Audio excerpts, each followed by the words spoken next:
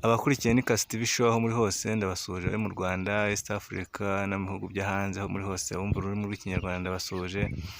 Hano imbere yanjye ndi kumwe nande? Munezero. Amakuru se Munezero Patrick? Hano duhuye se urimo urajya hehe? Ndi kujya kurangura inzoga nyine ku Ruyenzi. Ku Ruyenzi. None se aha ngusanze bahita ngo iki? Ikarita bahita mu Kibaya. Mu Kibaya. Niho uvuka se hano muri karitsiye Masanze? Ngiye ntabwo mvuka hano, mvuka ruguru mu mudugudu aho bita mu Bukimba. Mu Bukimba. Mu Mukimba? Mu Bukimba. Mu Bukimba. Ufite ababyeyi se bombi? Ndabafite. Duhuye amasaha yo kujya kwiga, kuki tutari ku ishuri se? Kubera impamvu ntiga mu kibazo cy'ubushobozi bwo mu rugo, yarangiye mvuye mu ishuri kubera ubushobozi. Kubera ubushobozi? Wowe wari wageze mu kangahe se? Nageze mu wa mbere segonderi. Mu wa mbere segonderi? Muvuka muri abana bangahe se mu rugo? Nubwo turi abana babiri. Muri abana babiri? Abana babiri, ababyeyi babuze ubushobozi bwo kubishyurira ku buryo wahitamwo kuriva mu ishuri? Kubera ikibazo cy'umuryango nyine kutumvikana, aratandukanye, nsigarana mama wenyine, numva ko rero atabishobora wenyine kubera kutumvikana. Yego. Mpitamo kurivamo kuko nabonaga nta bushobozi buhari. Yego.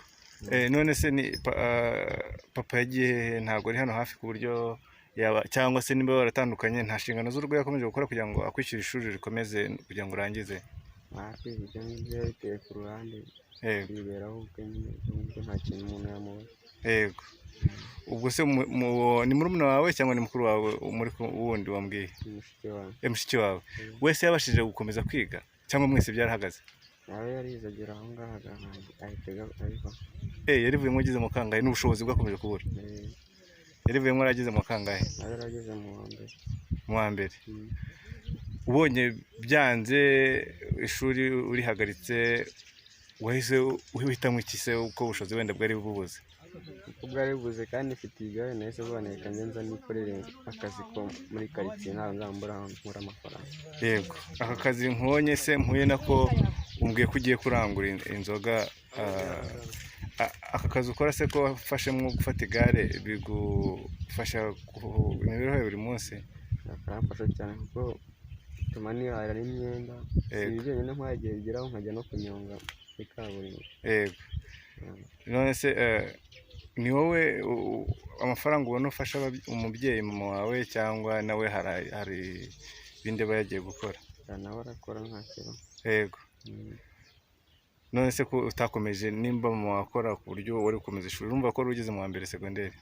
Nyine ubushobozi bwawe buke, nabonaga atariha wenyine kuko yagiye gasabwa amafaranga menshi kandi twari turi babiri. Yego.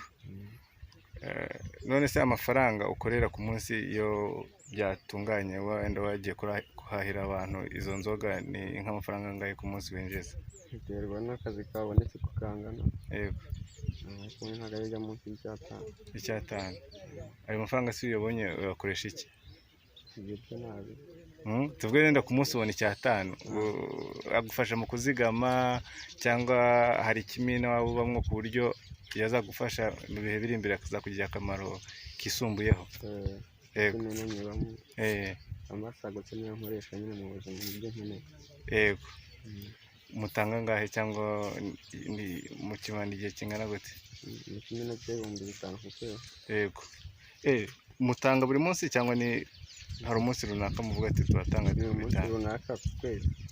Ku kwezi?